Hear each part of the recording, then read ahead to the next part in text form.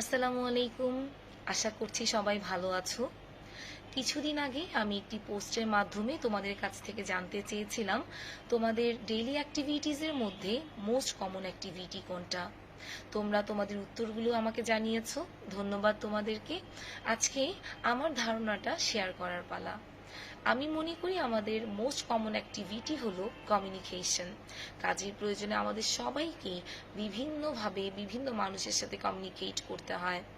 কমিউনিকেশনের সময় আমরা যে কনভারসেশনগুলো করি, যে লেকচারগুলো দিই, আমার কাছে মনে হয় তা যদি একটু ভিন্নভাবে, একটু অন্যরকমভাবে, সবার থেকে আলাদা করে, একটু শ্রুতিমধুরভাবে আমরা যদি আমাদের অডিয়েন্সের সামনে প্রেজেন্ট করতে পারি, তাহলে আমাদের অডিয়েন্সের শুনতে ভালো লাগবে। আর এই কাজটা করতে আমাদেরকে সবচেয়ে বেশি হেল্প করবে আমাদের ইডিয়মস অ্যান্ড ফ্রেজেসগুলো। আজকে আমরা 5টা খুব ইম্পর্ট্যান্ট বাট খুব কমন ইডিয়মস অ্যান্ড ফ্রেজেস শিখব। First one, to hit the books.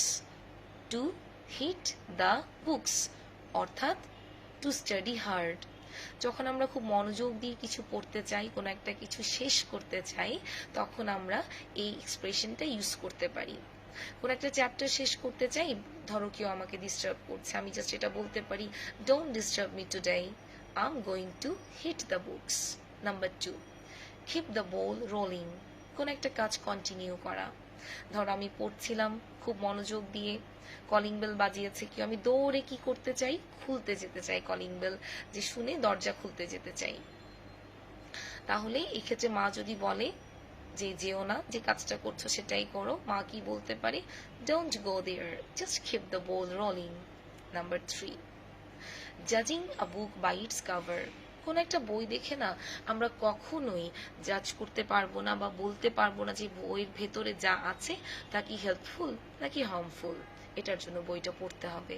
ঠিক তেমনি কাউকে যদি কখনো খুব সাধারণ মানের কাপড় পরতে দেখি, ওটা দেখে কিন্তু আমি বলতে পারবো না ওই মানুষ কতটুকু জ্ঞানী, কতটুকু জানে, কিংবা তার ব্যবহার কেমন। এটার জন্য তো তার সাথে মিশতে হবে, তাই না?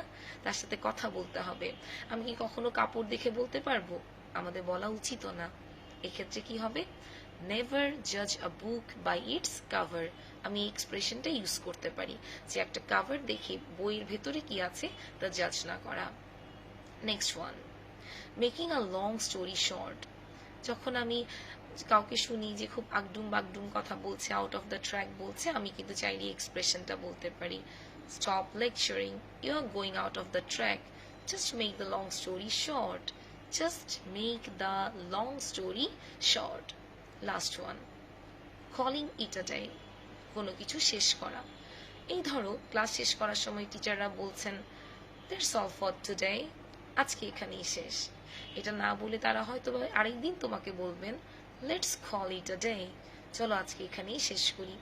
যেমন আজকে আমরা এখানেই শেষ করব, we will call it a day here, আমরা আজকেই এখানে শেষ করব। এই 5টা এক্সপ্রেশন তোমরা ডেইলি ইউসেজের ক্ষেত্রে ইউজ করতে পারো। প্রথমটা, hit the books. Number 2, keep the ball rolling. Number 3, making a long story short. Number 4, judging a book by its cover. Last one, calling it a day.